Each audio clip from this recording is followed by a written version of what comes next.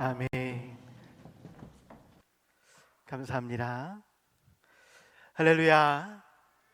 하나님의 사랑과 내가 이 시간에도 풍성하기를 축복합니다.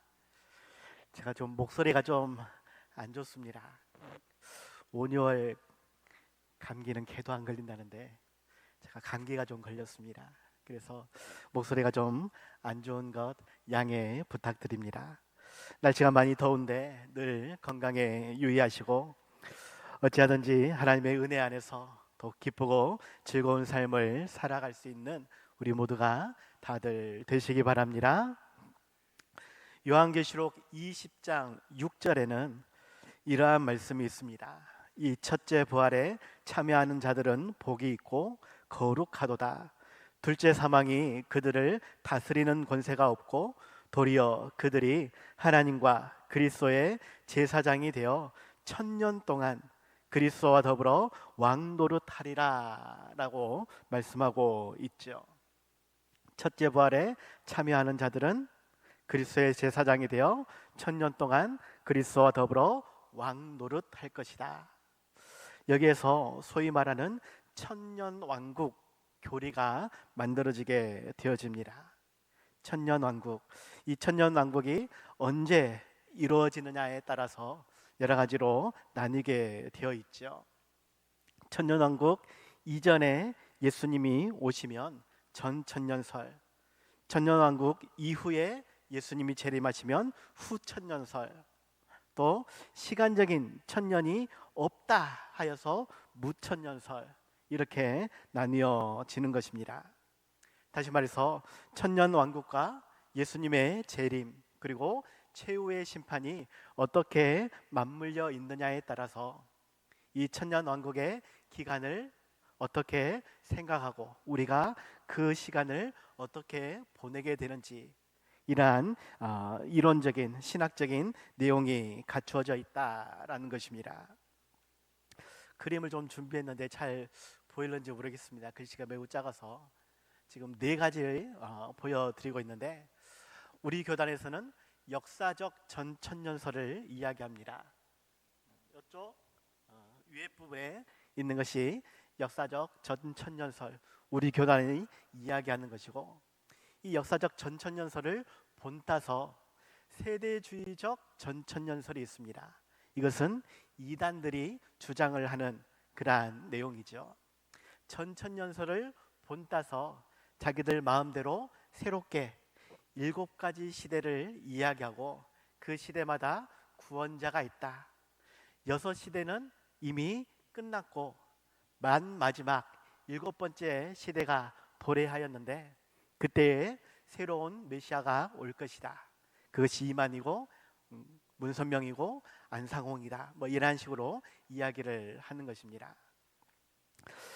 초대 교회에서는 이 역사적 전천년설을 주장하였습니다. 예수님의 재림이 빨리 올 것이다 라고 생각을 한 것입니다. 그런데 2000년이 지나도 그 예수님이 아직 오고 있지 않다라는 것이 문제가 되어졌고, 그래서 역사적 전천년설이 아니라 후천년설을 주장하는 그러한 이론이 형성하게 되어지죠. 후천년설,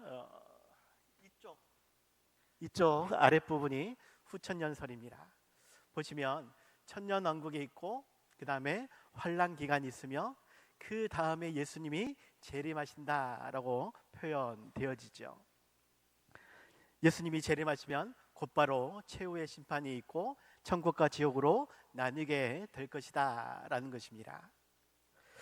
우리 교단의 뿌리라고 하면 칼빈을 이야기하고 그에 앞서 어거스틴이라는 신학자도 있습니다. 이 어거스틴은 원래 후천년설을 주장하는 그러한 신학자였죠.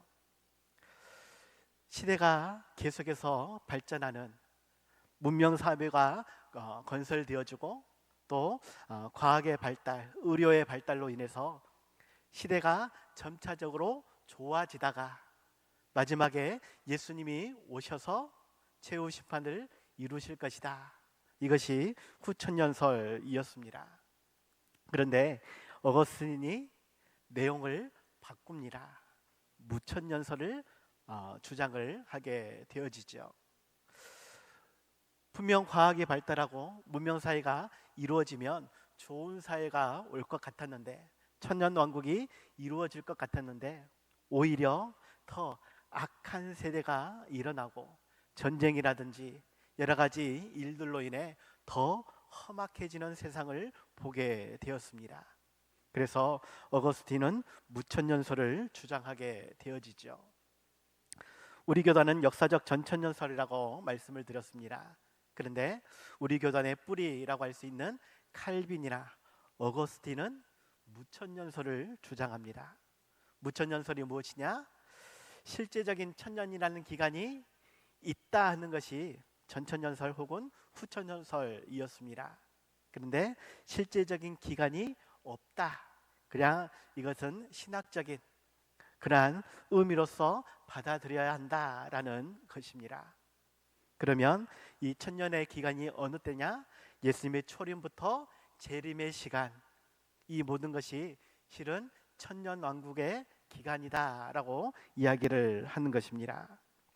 실상 우리의 삶에 힘들고 어려운 많은 문제들이 있지만 우리와 함께 하시는 하나님이 늘 우리를 붙잡고 계시고 우리에게 복과 은혜로 채워주시기 때문에 우리는 왕같은 제사장으로 이 땅을 살아가다가 예수님이 오시면 그때의 최후 심판을 통해 영원한 천국으로 가게 될 것이다 라고 하는 것이 무천년설입니다.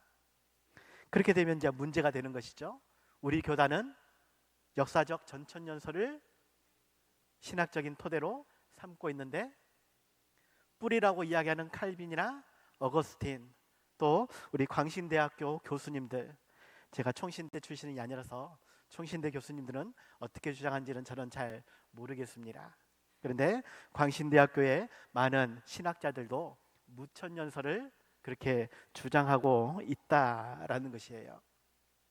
그러다 보니까 이 역사적 전천년설과 또 무천년설의 공통적인 그러한 내용으로 성경을 해석하고 또 설교하게 되어졌다라는 것입니다.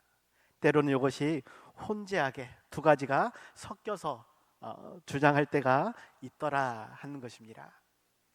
그렇다고 해서 이것이 틀리냐 맞느냐 구분 지을 필요는 없습니다.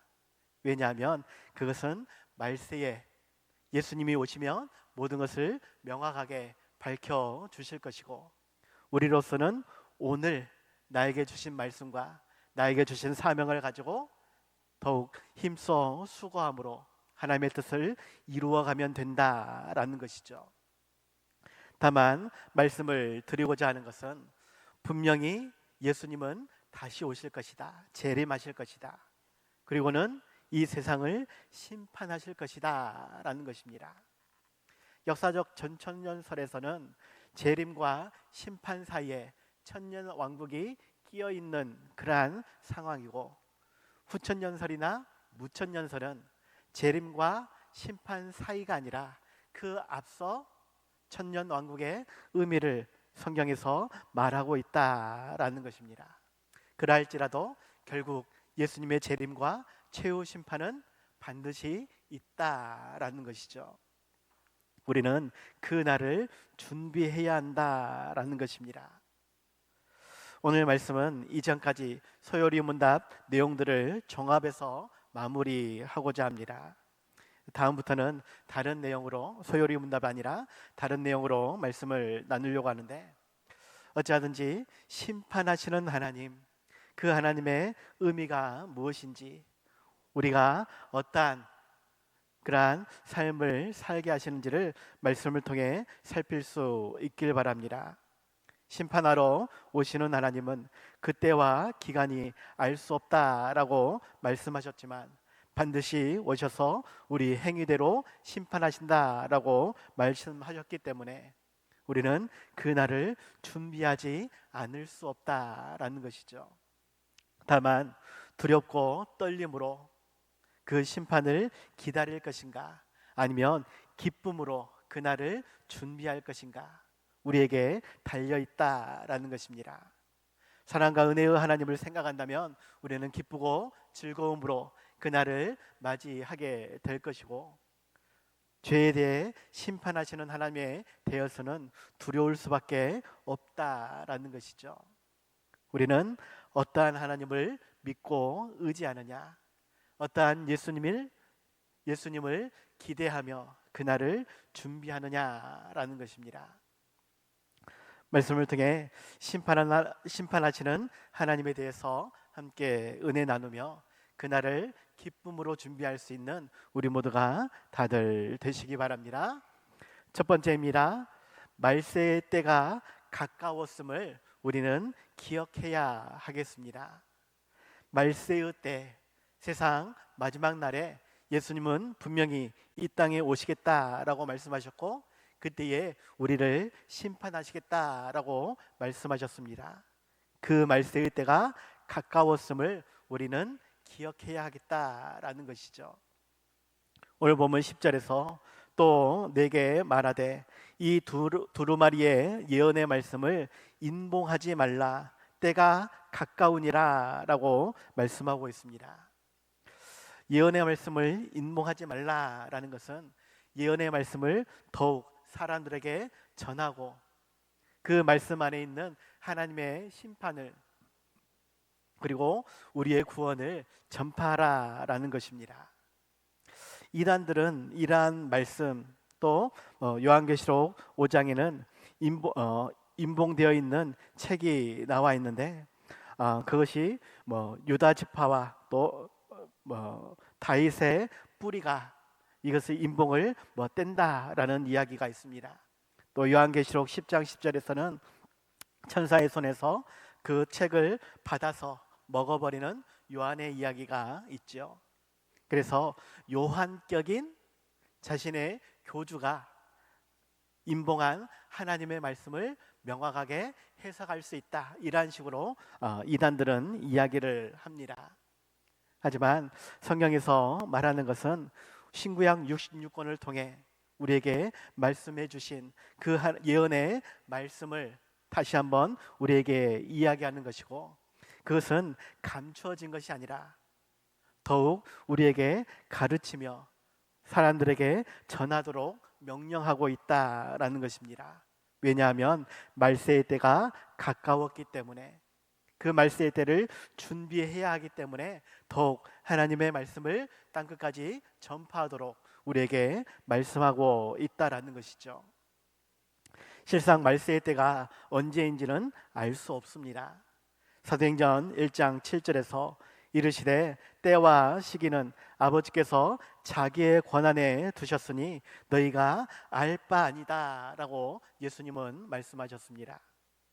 그럼에도 불구하고 전도서 3장 17절에서는 내가 내 마음속으로 이르기를 의인과 악인을 하나님이 심판하시리니 이는 모든 소망하는 일과 모든 행사에 때가 있음이라 라고 말씀하면서 하나님의 심판의 때가 반드시 있음을 우리에게 말씀하고 있죠.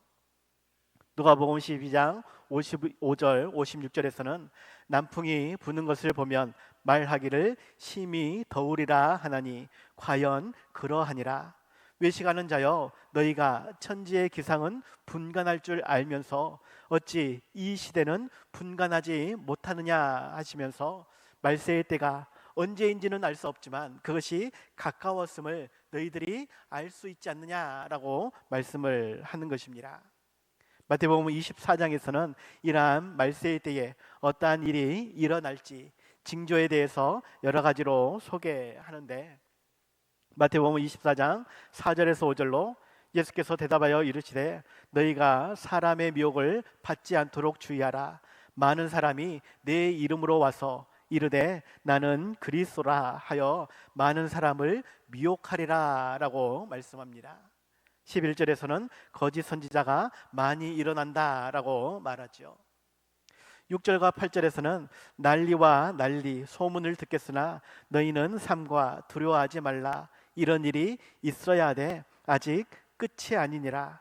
민족이 민족을 나라가 나라를 대적하여 일어나겠고 곳곳에 기근과 지진이 있으리니 이 모든 것은 재난의 시작이니라 라고 말씀하시면서, 말세의 때는 전쟁이나 기근이나 지진이나 여러 가지 자연재해와 또 인간적인 그러한 재해들이 많이 일어날 것이다 라고 말씀을 하셨습니다.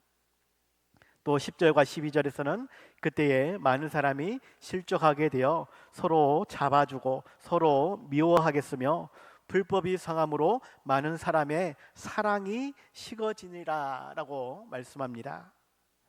서로 잡아준다라는 것은 손을 잡아준다라는 것이 아니라 서로 배반하고 미워한다라는 것입니다. 붙잡아서 넘겨주겠다라는 것이죠. 그렇게 사랑이 식어지는 시대가 도래할 것이다 라고 말씀을 하는 것입니다. 이러한 것을 볼 때에 말세의 징조를 우리는 알 수 있을 것이고, 그럴 때에 더욱 하나님의 말씀을 읽고 듣고 깨달으라라고, 그 말씀을 비추어 나의 모습이 어떠한지를 살펴보라고 말씀을 하시는 것입니다. 특별히 요한계시록 1장 3절에서는 이 예언의 말씀을 읽는 자와 듣는 자와 그 가운데에 기록한 것을 지키는 자는 복이 있나니 때가 가까움이니라 라고 말씀합니다. 때가 가까울수록 더욱 하나님의 말씀을 읽고 듣고 기록한 것을 그대로 지키는, 실천하는 우리의 삶이 되어야 한다라고 말씀을 하시는 것이죠. 말세의 때가 가까웠음을 우리는 기억해야 하겠습니다. 그 말세의 때를 위해 우리는 더욱 힘써 수고하는 삶이 되어야 하겠습니다. 이 일에 대해 소요리문답 제일 첫 번째와 두 번째에서 우리에게 말하고 있는 것이 있죠. 제일 첫 번째는 사람의 제일 되는 목적이 무엇인가 라는 것입니다. 사람의 제일 되는 목적은 하나님을 영화롭게 하는 것과 영원토록 그를 즐거워하는 것이다 라고 말씀하죠. 말세의 때가 가까울수록 우리는 이러한 목적을 이해하고 준행하기 위해 힘써 수고해야 한다라는 것입니다.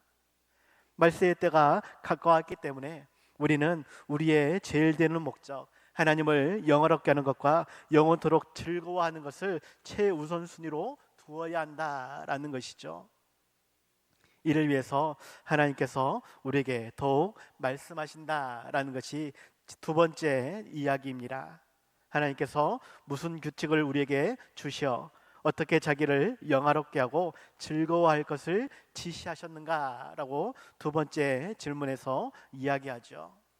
그럴 때에 신구약 성경에 기재된 하나님의 말씀은 어떻게 우리가 그를 영화롭게 하고 즐거워할 것을 지시하는 유일한 규칙이다라고 말씀합니다.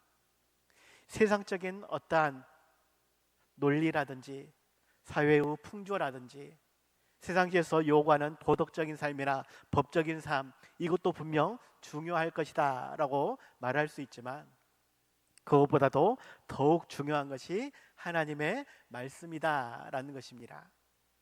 이단들은 여러 가지 글로 우리를 유혹하고 있습니다. 아니, 예수님 시대에도 그 전에도 성경이 아닌 다른 많은 글들이 사람들을 미혹하였습니다. 그럴 때에 우리는 하나님의 말씀이 무엇인지를 더욱 깊이 살필 수 있어야 한다라는 것이죠. 우리 생활과 삶의 신앙의 유일한 규칙이 신구약 성경 66권의 하나님의 말씀입니다. 말세의 때에 더욱 그 말씀으로 우리의 삶을 살아갈 수 있는 하나님의 뜻과 목적을 깨닫고 그 원하시는 삶을 위해 힘써 수고할 수 있는 귀한 삶이 다들 되시기 바랍니다. 두 번째입니다. 하나님은 우리의 일을 기억하시며 그 행위대로 심판하신다라는 것을 기억해야 하겠습니다. 하나님은 우리의 일을 기억하시고 그 행위대로 심판하신다. 오늘 본문 11절 보면 불의를 행하는 자는 그대로 불의를 행하고 더러운 자는 그대로 더럽고 의로운 자는 그대로 의를 행하고 거룩한 자는 그대로 거룩하게 하라라고 말씀하고 있습니다. 이는 마지막 때에 사람들이 자신들의 마음과 행위대로 일할 것을 이야기하고, 또한 그의 합당한 열매를 거두게 될 것을, 그 열매대로 하나님이 세상을 심판하실 것을 말씀하고 있는 것입니다. 사람의 행위대로 하나님은 반드시 기억하고 심판하신다. 그렇기 때문에 더욱 지금 우리는 회개하며 더욱 하나님을 의지하라라고, 말씀대로 순종하라라고 말씀을 하고 있다라는 것이죠. 소요리 문답 제4번에서 이야기하고 있는 것, 하나님은 신이신데 그의 존재하심과 지혜와 권능과 거룩하심과 공의와 인자하심과 진실하심이 무한하시며 무궁하시며 불변하시다라고 말씀하고 있습니다. 세상에는 신이 많습니다. 오해하지 않길 바랍니다. 하나님을 제외한 모든 신은 다 거짓입니다. 그럼에도 불구하고 세상 사람들은 많은 신이 있다라고 여긴다라는 것이에요. 그런데 그 중에 어떠한 신은 말도 안 되는 그러한 신도 있고, 심지어 사람이었는데 신이 된 경우도 있고, 심지어 신은 없어 라고 하는 그 사람을 신으로 만들어버린 그러한 것도 있다라는 것입니다. 그러한 신들은 자기가 의로운지, 자기가 어떠한 일을 행할 수 있는 힘이 있는지, 공의와 정의를 어떻게 판단하고 구분하고 행하는지 아무도 이야기하지 않습니다. 하지만 성경에서 우리의 하나님은 어떠한 분인지를 명확하게 소개하고 있다라는 것이죠. 우리 하나님은 무소부재하신 하나님, 어디든지 계시고 계시지 않는 곳이 없는 하나님이다라고 말씀합니다. 천지 만물을 창조하신 전능하신 하나님이시며 모든 것을 다 아시고 모든 것을 다 행하시는 하나님으로 말씀하고 있습니다. 거짓이 없으시며 실수함도 없으시는 완전하시고 공의로우신 하나님이심을 성경을 통해 우리는 알 수 있다라는 것이죠. 그 하나님은 힘이 있고 능력이 있기 때문에, 모든 것을 다 알고 계시기 때문에 우리를 더욱 잘 아시며 우리의 작은 신음에도 들으시고 응답해 주신다라는 것입니다. 우리의 모든 간구에 해답을 가지고 계신 하나님이시기 때문에 우리는 더욱 믿고 의지할 수 있다라는 것이죠. 반면에 우리가 무엇을 생각하는지, 어떠한 악한 마음을 가지고 있는지도 하나님은 다 알고 계십니다. 우리의 불의함도 더럽고 추악한 죄인인 것을 하나님은 다 알고 계신다라는 것이에요. 무엇을 생각하는지, 무엇을 계획하는지, 어떠한 죄를 범하고 있는지 나보다 나를 더 잘 아시는 하나님이기 때문에 말세가 가까울수록 우리는 더욱 두려움으로 그 하나님 앞에 서기를 힘써야 한다라는 것입니다. 그 기한이 차면 반드시 우리의 행위대로 심판하실 것이다 라는 것이죠. 그래서 소요리 문답에서는 죄가 무엇인지, 그 죄로 인해 어떠한 결과를 얻는지를 분명하게 소개하고 있습니다. 제 14번 질문에서 죄가 무엇인가 라고 말을 하고 있는데, 죄는 하나님의 법을 순종함에 부족한 것이나 혹 어기는 것이다 라고 말을 하고 있죠. 어기는 것도 당연히 죄이지만 부족한 것도 죄다라고 말씀을 하는 것이에요. 하나님은 우리가 더욱 거룩하기를 원하십니다. 하나님은 우리가 더욱 사랑을 실천하기를 원하십니다. 적당히 한다고 해서 하나님의 의를 만족할 수 없다라는 것이에요. 우리는 완전함으로 나아가야만 합니다. 그래서 하나님이 우리에게 요구하시는 것은 아가페 사랑이지, 에로스 사랑이나 필리아 사랑이나 기타 인간이 행할 수 있는 사랑을 하나님께서 요구하는 것이 아니다라는 것입니다. 그렇기 때문에 그 하나님의 의를 만족할 수 있는 사람은 아무도 없다라고, 모든 사람들이 다 죄인이다라고 하나님께서 선언을 하고 있는 것이죠. 그리고 소요리문답 제19번 질문에서 죄의 결과가 사람이 타락한 것이다 라고 이야기하고, 그 지위에서 비참함을 누리게 되었다라고 이야기하는데, 그 지위와 타락한 지위와 비참함이 무엇이냐?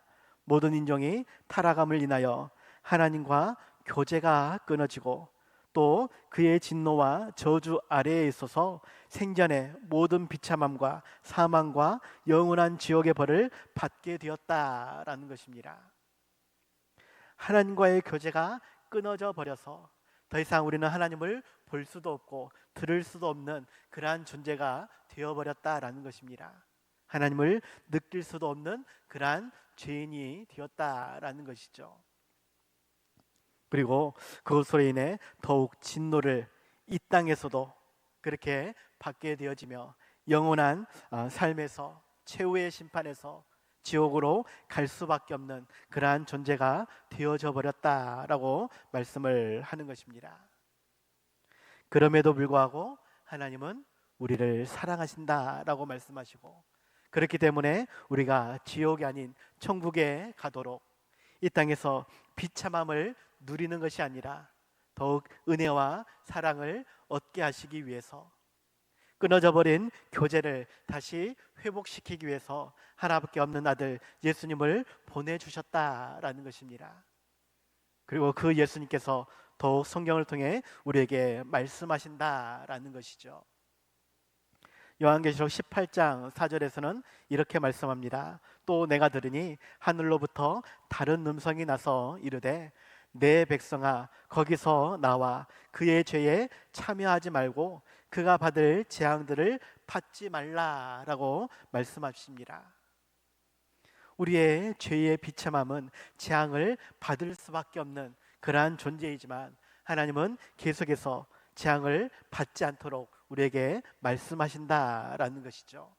그 말씀을 듣는 자가 되어야 하겠고, 그 말씀을 깨닫고 후회하며 회개하며 돌이켜서 더욱 하나님의 용서를 구하고 은혜를 구할 수 있는 우리의 삶이 되어져야 한다라는 것입니다. 그러한 행위를, 그러한 회개함을 하나님은 기다리고 있다라는 것이죠.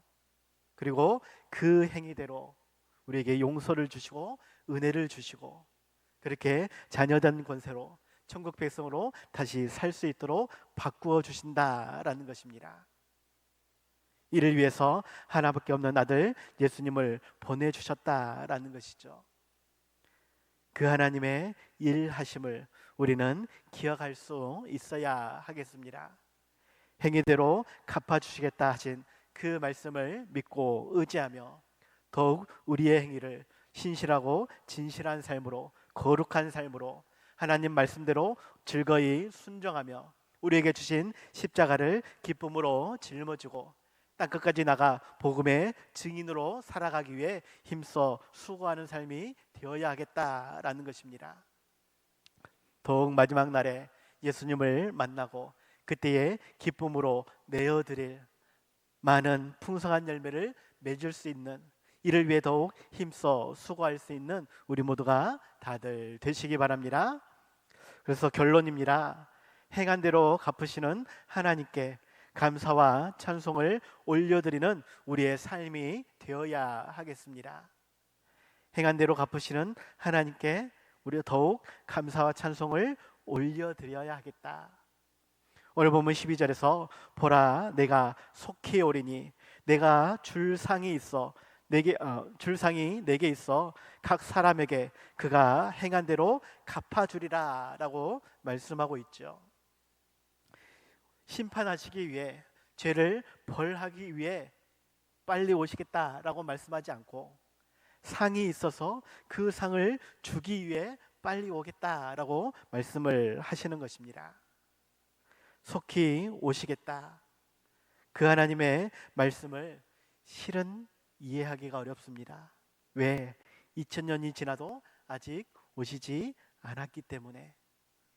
믿음의 사람들이, 믿음의 선진들이 계속해서 순교당하며 더욱 험악한 인생을 살아가고 있음에도 불구하고 여전히 예수님은 오고 있지 않기 때문에 이 수고함이, 이 힘겨움이 어느 때까지 더 나아갈지, 말 그대로 내일이 될지 10년이 될지 100년이 될지 앞으로 1000년이 더 걸릴지 실은 우리는 알지 못한다라는 것입니다. 그래서 어떠한 사람들은 말세가 없고 심판도 없고 지옥도 없다라고 말을 하죠. 어떠한 큰 교회 목사님이 이러한 말을 했다 해서 한때 논란이 되기도 하였습니다.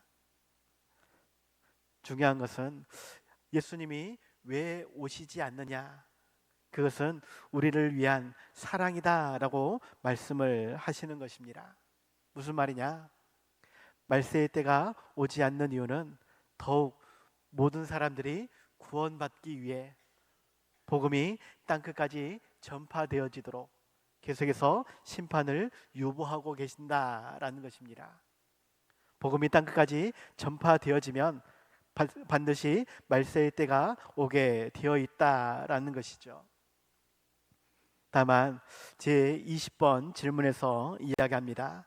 우리를 사랑하시는 하나님은 우리가 죄와 비참한 죄에서 멸망하게 버려두시는 것이 아니라 그 선하신 뜻대로 영원부터 구속받을 자들을 영생 얻게 하시려고 선택하시고 은혜의 언약을 세우셔서 구속자로 말미암아 저희를 죄와 비참한 죄에서 건져내시고 구원의 자리에 이르게 하신다라고, 그렇게 하시기 위해 오늘도 일하신다라고 말씀을 하시는 것입니다.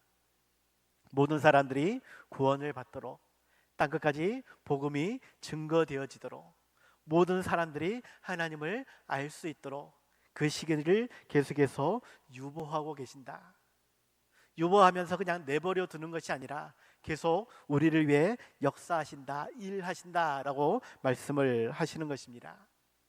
특별히 제25 질문에서 그리스도께서 어떻게 제사장의 직분을 행하시는가라고 질문하고 있는데, 그리스도께서 제사장의 직분을 행하시는 것은 단번에 자기를 제물로 드려 하나님의 공의에 만족하게 하며 우리를 하나님으로 더불어 화목하게 하시고 또 우리를 위하여 항상 간구하시는 것이다 라고 말씀합니다. 예수님께서 제사장의 직분으로 2000년 전에 이 땅에 오셔서 당신의 몸을 온전히 십자가에 내어주심으로, 우리를 위해 죽으심으로 우리의 모든 죄를 용서하셨고 우리가 하나님의 자녀로 천국 백성으로 살게 하셨다라는 것입니다. 그 예수님은 하늘로 올라가셨지만 마지막 날에 이 세상을 심판하시기에 다시 오시겠다라고 말씀하셨죠. 그러기 전까지 계속해서 하나님 우편에서 우리를 위해 간구하시고 계신다라는 것입니다. 그 하나님의 일하심을, 그 예수님의 사랑과 희생을, 헌신을 우리는 반드시 기억해야 하겠고, 그 은혜 안에서 말세의 때를 준비할 수 있는, 심판을 우리가 기다릴 수 있는 삶이 되어야 하겠습니다. 그 심판 때에 두려움으로 앞에 서는 것이 아니라 받을 상급을 기대하며 기쁨으로 그 날을 준비해야 한다, 기다려야 한다라는 것이죠. 하나님께서는 분명 약속하신 대로 우리에게 큰 상급으로 채워 주실 줄 믿습니다. 이를 위해 오늘도 더욱 힘써 수고하는 삶이 땅끝까지 복음을 증거하며 주님 다시 오실 길을 예비할 수 있는 우리 모두가 다들 되시기 바랍니다. 기도하겠습니다. 하나님 아버지, 말세의 때가 우리로서는 언제인지 알 수 없습니다. 하지만 세상을 바라볼 때에 그때가 가까웠음을 우리로 느끼게 되어집니다. 하나님, 중요한 것은 그때에 과연 우리가 부끄러운 모습으로 예수님을 맞이할 것인가, 아니면 기쁨으로 맞이하며 준비한 예물들을, 열매들을 기쁨으로 드릴 수 있을 것인가. 우리의 손에 우리의 삶에 어떠한 열매가 있는지를 살필 수 있는 삶이 되게 하여 주시옵소서. 부족하고 연약한 우리의 삶이지만 더욱 기쁨으로 찬송하며 입술의 열매를 준비할 수 있는, 더욱 사랑과 섬김을 통해 손과 발의 열매를 준비할 수 있는 우리가 되기를 원합니다. 성령의 9가지 열매가 있게 하여 주시옵시고, 정말로 땅끝까지 복음을 증거하여 하나님 전도의 열매로 드릴 수 있게 하여 주시옵소서. 우리가 먼 곳까지 나아가지 못할지라도 우리의 가정을 변화시키고 우리의 이웃을 주님께로 인도할 수 있는 삶이 되어지길 원합니다. 우리를 다스려 주시옵시고 하나님께서 원하시는 삶으로 인도하여 주시옵소서. 예수님 이름으로 기도하옵나이다. 아멘.